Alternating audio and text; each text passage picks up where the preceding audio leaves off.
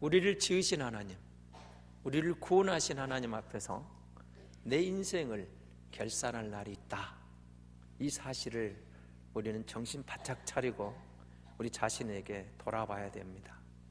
그래서 성경은 잔치집에 가는 것보다 초상집에 가는 것이 지혜롭다, 그렇게 말했습니다.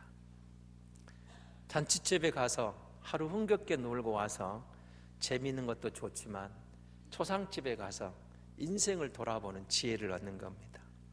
아, 인생의 한순간에 내 인생의 종착역이 오고 있구나. 우리는 나와는 상관없는 것처럼 내 인생의 마지막에 잊고 살아가지만 초상집에 가게 되면은 정신이 듭니다. 아, 우리에게도 종착역이 있구나, 마지막이 있구나. 그런 우리 자신을 돌아보는 지혜를 얻게 되는 것이죠. 오늘 본문에 있는 말씀은 우리에게 잘 알려진 위대한 사도 중에 사도라 할 수 있는 바울 선생이 이제 인생의 마무리하는 과정에서 남기는 아주 짧은 구절 속에 자기 인생의 결산보고입니다. 바울의 결산보고와 같은 그런 내용이 오늘 본문의 내용입니다. 사실 바울은 예수님을 만난 뒤에 아마 처절하리만큼 복음을 위해서 매진해 왔고 전심전력해 왔던 인생이었습니다. 그래서 오늘 6절에 보면 자기 자신을 보고 있습니다. 나의 떠날 시간이 가까웠다. 그러니까 그 앞에 나와 있는 전제와 같이 내가 벌써 부어졌다, 이 말은 오늘 저와 여러분은 제사가 필요 없습니다마는 구약 성경에는 번제가 있고 소제가 있고 화목제가 있고 속죄제가 있고 속건제가 있었습니다. 그 제사 가운데 전제라는 게 있었는데요, 여러분 포도주 잔을 붓는다 이렇게 부어드리는 게 있었습니다. 그러니까 바울은 자기 자신의 삶을 해고하면서 그렇게 말하는 겁니다. 내 일생은 하나님 앞에 온전히 그렇게 부어드린 인생처럼 살아왔는데 이제 내 인생의 마지막이 다가오고 있다. 너희를 떠날 시간이 다가오고 있다. 그러면서 7절 8절에 몇 가지 자기 인생의 결산복을 하고 있는 겁니다. 내 인생을 돌아보면서 나는 선한 싸움을 싸웠다, 그렇게 말하고 있습니다.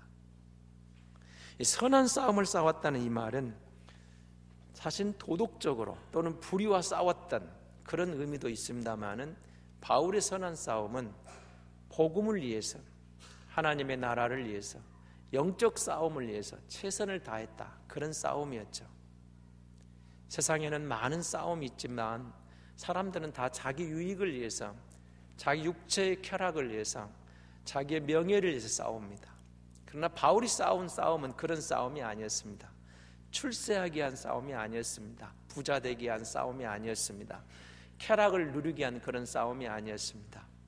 부활하신 주님을 만난 뒤에 주님을 위해서 어떻게 하면 하나님께 더 열심을 낼까, 그의 나라를 위해 충성할까, 사명을 감당할까, 오직 예수를 위해서, 그의 나라를 위해서 전심전력했던 그런 싸움이었습니다. 그러니까 바울의 싸움은 선한 싸움이었습니다. 선한 싸움은 사실은 도덕적인 것이 기반이 되어 있어야 됩니다. 그러니까 바울을 보면서 바울이 복음을 전할 때 그가 그렇게 좋은 열매를 맺었던 것은 삶 속에서도 그는 남들에게 부끄럽지 않은 삶을 살았기 때문에 그렇습니다. 오늘 우리 주변에 이 믿음의 용사들, 믿음의 거장이라 하는 많은 사람들이 도덕적인 문제나 어떤 생활의 흠 때문에 그동안 쌓아놓은 모든 것들이 그야말로 한순간에 무너지는 것을 보게 됩니다. 그런 사람들이 종종 있습니다. 우리나라에도 있고 우리 주변에도 있고 세계적인 믿음의 거장들도 삶 속에서 한 가지 잘못해가지고 그동안 쌓아놓은 믿음의 공력을 전부 무너뜨려버리는 그런 사람들이 있습니다. 그러니까 아프죠. 그러나 바울은 그렇게 살지를 않았다는 겁니다. 주님을 향하여 표대를 향해 달려가는데 부끄럽지 않게 달려갔습니다. 최선을 다했습니다. 그리고 우는 사자와 같이 삼킬자를 찾는 베드로전서 5장 8절 이하에 나와 있는 그 마귀들이 자기의 틈을 공격에 올려갈 때 틈을 주지 않고 영적으로 깨어 있었고 영적인 선한 싸움에 전심전력했던 믿음의 용사였습니다. 우리가 예수 믿고 난 뒤에 우는 사자와 같이 틈을 보는 마귀들이 있었습니다. 마귀가 할 수만 있으면 우리를 넘어뜨리기 위해서 틈을 보는데 바울은 틈이 없어요. 틈을 보이지 않았다는 겁니다. 어떻게 그 길을 걸어갈 수 있었습니까? 하나님을 향하여 달려갔어요. 선한 싸움. 육체를 위해 싸우지 않았어요. 물질을 위해 싸우지 않았어요. 쾌락을 위해 싸우지 않았어요. 명예를 위해 싸우지 않았어요. 하나님 나라를 위해서. 그러니까 그의 삶 속에 흠이 없었어요. 마귀가 틈을 노렸지만 틈을 보이지 않았습니다. 그래서 바울은 나는 선한 싸움을 싸웠다라고 말하는 것입니다. 사실 성도의 삶은 이 믿음의 싸움, 선한 싸움의 삶입니다. 이어진 말 그는 나의 달려갈 길을 마쳤다, 마치고 이런 표현이 나오죠. 여기 나오는 달려갈 길은 사명의 길입니다. 소명의 길이라 할 수 있겠죠. 책임을 다했다, 내 의무를 다했다, 그 말입니다. 달려갈 길을 마쳤다. 오늘 우리 주변에 여러 가지 일들은 사실은 의무에 대한 문제, 책임에 대한 문제를 다 안 하고 너무 자기 권리만을 주장하니까 문제가 생기는 겁니다. 그럼 조현아 부사장 문제로 온 나라가 떨썩입니다마는 그것도 저는 그리 생각합니다. 의무와 우리에게는 권리가 있습니다. 모든 사람에게 경영자는 경영자의 의무가 있고 경영자의 권리가 있고 종업원은 종업원의 의무가 있고 종업원의 권리가 있습니다. 가정에서 아버지는 아버지의 권리가 있고 아버지의 의무가 있습니다. 어머니의 권리가 있고 어머니의 의무가 있습니다. 자식의 권리, 자식의 의무가 있습니다. 모든 관계 속에서 우리는 그 모든 게 주어져 있습니다. 국가에 대해서 의무가 있고 국가에 대한 권리가 있습니다. 교회에도 마찬가지입니다. 교회에 세례교인의 의무가 있고 세례교인으로 할 수 있는 성도의 권리가 있습니다. 그럴 때 바울이 지금 말하고 있는 나의 달려갈 길을 마쳤다, 나는 사명을 다했다, 이 말 속에는 나는 책임을 다했다, 내 의무를 다했다, 내 소명을 다했다, 그런 의미가 담겨 있습니다. 오늘 우리에게 적용하면 나는 의무를 다했다, 그런 뜻입니다. 내 의무가 있어요. 내 의무. 자기가 할 의무를 다한 사람만이 사실은 권리를 주장할 수가 있는 겁니다. 그러나 우리의 문제는 권리를 먼저 주장하고 자기 의무를 다하지 않았을 때 많은 문제가 발생하는 겁니다. 많은 문제가 거기서 나오는 겁니다. 내 의무를 다한 사람은 권리를 찾아먹을 자격이 있어요. 자격이. 그럼 가만히 생각해 보십시오. 집에서 아버지가 가장 역할을 다 했는데 아내에게 자식들에게 존경 안 받겠습니까? 힘들고 어려워도 엄마가 엄마의 의무와 엄마의 노력을 다 도리를 다했을 때 비록 어려운 가운데서도 자식들이 존경하고 우리 엄마라고 엄마에 대한 존경심이 나오는 거. 그걸 안 하니까, 그 의무를 못하고 있으니까 문제가 생기는 거죠. 마찬가지입니다. 여러분은 속해 있는 그 공동체에서도, 우리 교회에서도, 내가 섬기는 직장에서, 사회에서도, 이 나라 이 민족의 우리는 국민으로서도 우리의 의무가 있습니다. 그 의무를 먼저 다하는 것, 바른 삶인 겁니다. 의무를 다하면 권리를 주장할 수가 있습니다. 바울은 나는 정말 내 달려갈 길, 소명을 다했다, 내 책임을 다했다, 감히 그렇게 지금 말하고 있는 것입니다. 바울의 한평생은 정말 하나님 주신 사명에 붙잡힌 사명자의 길이었습니다. 그래서 그렇게 말할 수 있는 사람이었습니다. 그래서 그는 나의 달려갈 길을 이제 마치고라는 표현을 쓰는 겁니다. 그리고 이어지는 말은 믿음을 지켰다, 이렇게 나옵니다. 성경은 디모데전서 4장 1절에 보면 많은 사람들 가운데서 믿음을 저버린 사람들이 나옵니다. 믿음을 떠나버린 사람들도 있었습니다. 근데 바울은 믿음을 지켰습니다. 다메섹 도상으로 가는 길에서 부활하신 주님을 만나고 주님을 믿고 주님을 알고 난 뒤로는 오직 그 예수를 위해서, 그분을 위해서 뒤돌아보지 않고 앞을 향하여 좌우로 치우치지 않고 최선을 다해서 믿음을 지키며 살아온 인생이었다는 것입니다. 믿음을 지킨 사람, 얼마나 많은 사람들이 이 믿음을 지키다가 믿음에서 이탈해버립니까? 사람 때문에 실망하고 어떤 상황 때문에, 사건 때문에, 되어지는 일 때문에 믿음을 포기해버린 사람들이 종종 나옵니다. 그러나 여러분 기억하셔야 됩니다. 하나님이 우리를 사랑하셨다, 내가 예수 믿는다, 천국 백성이 됐다는 이 믿음은 우리 그런 것 때문에 포기할 수 있는 그렇게 단순한 게 아닙니다. 어쩌면 인간적으로 보면 사람 때문에, 그리고 어떤 사건 때문에, 사고 때문에, 상황 때문에 인간적으로는 얼마든지 믿음을 저버릴 만한 조건이 될 수 있습니다. 그러나 우리가 믿는 믿음은 그럼에도 불구하고 나는 주님을 믿습니다 라는 이 믿음을 끝까지 지키는 자가 복이 있습니다. 다니엘서 3장에 보면 그 유명한 풀무불 시험이 나오죠. 느부갓네살 왕이 금신상을 크게 세워놓고 나팔을 불고 악기를 불면 모든 사람은 그 금신상 앞에 엎드려 절하게 만들었습니다. 다니엘의 세 친구가 그 금신상에 절을 하지 않습니다. 그러니까 잡혀왔습니다. 느부갓네살 왕이 묻습니다. 지금이라도 늦지 않았다.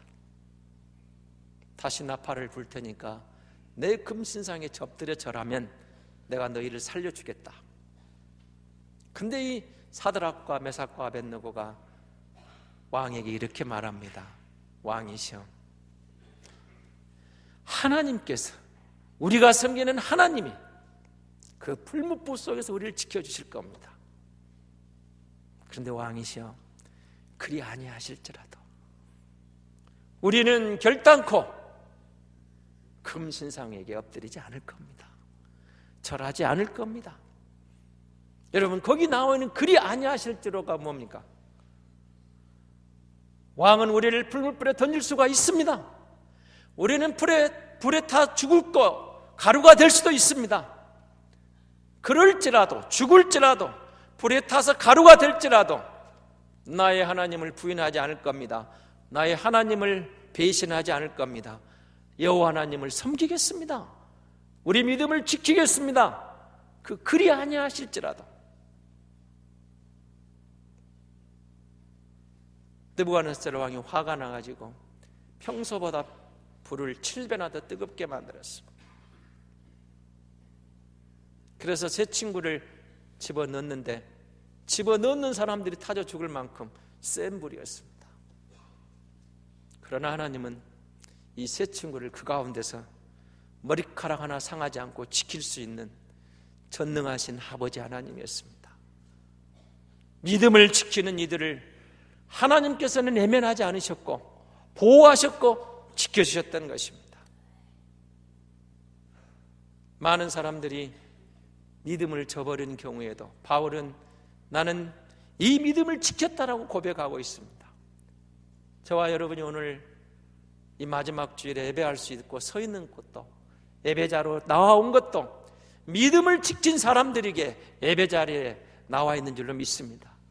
그리고 우리가 우리의 삶을 마무리하는 그날까지 이 믿음을 지키는 믿음의 고백이 있는 성도인 줄로 믿습니다. 하나님께서 세 친구를 지켜주신 것처럼 이 믿음을 지킨 사람을 반드시 보호해 주실 줄로 믿습니다. 그리 아니하실지라도. 이 말 속엔 또 다른 말 우리가 하면은 그럼에도 불구하고, 그럴지라도, 어려운 상황 속에서도. 여러분, 사실 바울이 위기를 참 많이 겪었습니다. 40에 한한 감한 매를 5번 맞습니다. 태장을 맞습니다. 돌에 맞아 죽을 뻔했습니다. 강의 위험, 바다의 위험, 강도의 위험, 동족의 위험, 유대인의 위험, 이방인의 위험, 수도 없는 위험들 고비고비 넘어옵니다. 인간적으로 보면 얼마든지 믿음을 포기할 만한 상황은 있었습니다. 그러나 바울은 그럼에도 불구하고 믿음을 지켰습니다. 자기 인생을 결산하면서 이렇게 말하는 겁니다. 나는 믿음을 지켰다. 우리 인생을 결산할 때, 우리가 하나님 앞에 설 때 나는 믿음을 지켰다라고 자신 있게 말할 수 있는 사람이 얼마나 좋겠습니까? 그리고 바울은 이렇게 말합니다. 8절에 보시면 이제 나를 위해서 의의 면류관이 준비되어 있다. 바울은 자기가 떠날 것을 바라보면서도 죽음이 두렵지 않았던 사람입니다. 하나님 앞에서 정말 선한 싸움을 싸웠고 달려갈 길을 최선을 다해 사명을 감당했고 믿음을 지켰기 때문에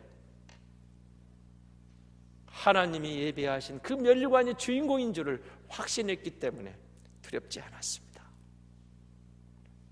여러분, 감사하게도 이 면류관은 바울과 같은 위대한 사람에게만 준비된 게 아니었습니다. 바울은 이렇게 이야기하죠. 이 면류관은 나뿐만 아니라 다시 오실 주님을 기다리고 그 선한 싸움을 싸운 모든 사람을 위해서 준비된 것이니라.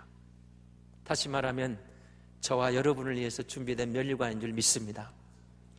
바울을 위해서 준비했던 면류관은 오늘 믿음의 백성들을 위해서 준비된 같은 면류관입니다. 그러니까 여러분, 우리가 바울과 같은 어떤 능력 있는 사람, 위대한 사도들에게만 그런 면류관이 주어진다면, 그런 충성된 사람에게만 주어진다면 우리가 낙심할 수가 있죠. 그러나 바울은 이 면류관은 주님이 오심을 기다리며 믿음을 지키는 선한 싸움의 모든 사람들에게 주어진 면류관이라고 말하고 있습니다. 그럼 다행이죠. 저를 위해서, 여러분을 위해서, 우리를 위해서 이 면류관이 준비된 줄로 믿습니다. 사랑하는 성도 여러분, 2014년 한 해 마무리하면서 여러분, 의로우신 재판장이 하나님이십니다. 공평하신 하나님입니다. 세상은 생각 밖으로 공평하지 않습니다. 흔히 말하는 유전무죄, 무전유죄, 그리고 힘이 있으면 얼마든지 또 빠져나올 수 있는 그런 길도 많은 세상입니다. 그러나 여러분 기억하십시오. 하나님 앞에는 그런 길이 통하지 않습니다. 하나님은 공평하신 분입니다. 공의로우신 하나님.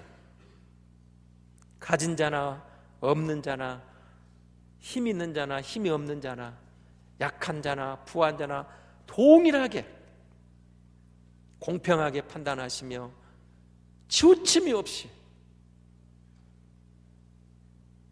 의로운 심판을 하시는 심판장이 저와 여러분을 기다리고 계십니다. 그래서 우리가 달려갈 길을 믿음을 지키고 선한 싸움을 싸우고 나의 믿음을 지켰다라고 고백할 수 있는 그 길을 걷는 것은 복 있는 길입니다. 근데 여러분, 우리가 사실 한 해를 돌아보면 꼭 좋은 일만 있는 건 아니잖아요. 꼭 잘한 한 해만은 아니잖아요. 아쉬운 것도 있고 안타까운 것도 있습니다. 다행스러운 것은 또 한 해가 우리에게 주어졌기 때문이죠. 그러면서 하나님의 기준은 또 다른 기준이 있습니다. 제가 여러분 이 말씀을 준비하다가 여러분 지금 우리 아이들 성적표에는 이게 없습니다만 옛날 얼마 전까지만 저희 성적표에는 수미양가가 있었습니다. 기억하십니까? 절대평가를 해서 90점 이상 되면 수, 80점에서 90점 미만은 우, 70점에서 80점 미만은 미, 60점에서 70점 미만은 양, 그리고 60점 미만이 되면은 가를 줬습니다.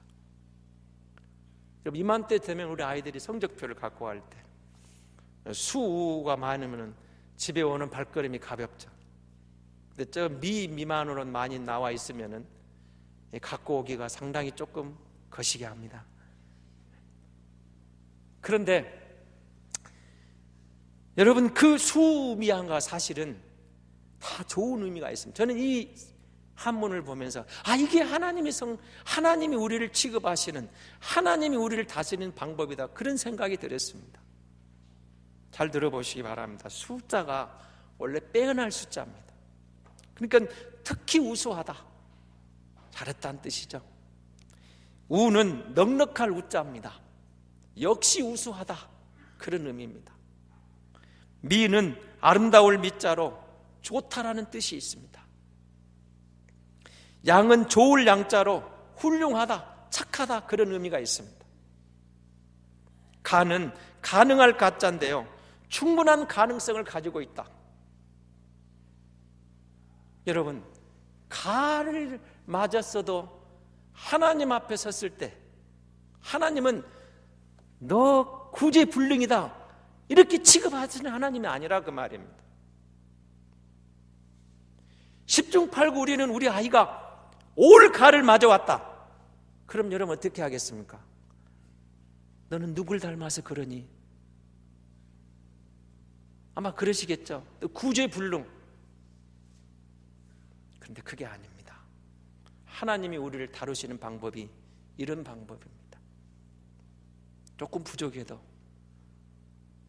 조금 연약해도 결코 우리를 포기하지 않으시고 버리지 아니하시고 또 기회를 주시면서 너는 가능성이 있다, 너는 할 수 있다, 다시 일어서라, 내가 너와 함께하마, 나는 너를 포기하지 않았다, 나는 너를 버리지 않았다, 내가 너를 도와주마. 이게 하나님의 방법이에요. 하나님의 방법. 뛰어난 사람에게만 초점을 주지 않으셨다는 것입니다. 60점 미만을 맞아 구제불능 같은 낙제점을 받아도 하나님은 여전히 너는 아직도 가능성이 있다. 누구에게요? 믿음의 선한 싸움을 싸우고 믿음의 주요 온전케 하신 주님을 바라보고 믿음의 선한 싸움을 싸우는 모든 성도들을 향하여 하나님은 결코 포기하지 않으시는 하나님으로 다가오시는 겁니다. 그러므로 우리가 한 해를 정리하면서도 조금 부족한 것 같으면 하나님 앞에 또 기도하고 내년에 다가가면 하나님이 놀라운 은혜를 주실 줄로 믿습니다. 제가 제 서재에 이렇게 자물쇠가 있는데요, 바꿨는데 잘 안 돼요. 이게 저는 열쇠가 문제인 줄 알았습니다. 어떻게 열쇠가 문제가 있다고 그랬는데 우리 박 집사님이 손을 좀 봤는데요, 너무 잘 돌아갑니다. 어쩜 이렇게 부드럽게 넘어가는가. 제가 물었어요. 어떻게 하셨습니까? 아주 간단했어요. 기름만 칠했대요. 기름만. 윤활유를 갖다 뿌려놨더니 너무 쉽게 넘어가더라는 거예요. 사랑하는 성도 여러분, 우리 힘으로 뭔가 하려고 하면 그렇게 빡빡하고 어려운 게 믿음의 길입니다. 어렵습니다. 잘할 것 같은데 안 됩니다. 간단한 방법을 성경이 말하잖아요. 주 안에 있으라. 성령 충만함을 받으라. 내 지식으로 내 가진 것은 내가 막 뭔가 해보면은 너무 뻑뻑하고 잘 안 되고 막히고 쓰러지고 넘어지고 실수하는데 성령 안에서, 말씀 안에서 동행하면 너무 부드러운 믿음 생활, 너무 재미있는 신앙생활, 너무 행복한 신앙생활 할 수 있다고 말씀하시는 겁니다. 사랑하는 성도 여러분, 한 해를 돌아보면서 몸부림쳤는데 안타깝고 힘들고 하나님 앞에 좀 고개 못 들 것 같습니까? 걱정하지 마십시오. 가와 같은 낙제점을 맞았을지라도 우리에게 충분한 가능성이 있다고, 우리를 포기하지 않으시며 성령을 주실 준비를 하고 계시고 우리에게 성령을 부어주실 좋으신 하나님이 저와 여러분이 섬기는 하나님이신 줄 믿습니다. 우리가 힘들고 어려워서 실패했을지라도 그 하나님께로 다시 가면 다시 기회를 주시고 우리를 사용해서 우리를 이 땅에 보내신 사명을 이루실 그 하나님께서 우리와 함께 하시면 바울처럼 우리의 일생을 결산할 때 하나님 앞에서 멸관의 주인공이 될 줄로 믿습니다. 이 시간 말씀을 생각해 보면서 하나님, 올 한 해를 돌아보고 또 새해에는 정말 더 믿음의 전진이 있기를 원합니다. 그리고 우리 인생을 결산할 때 하나님 앞에 부끄럽지 않게 결산할 수 있기를 원합니다.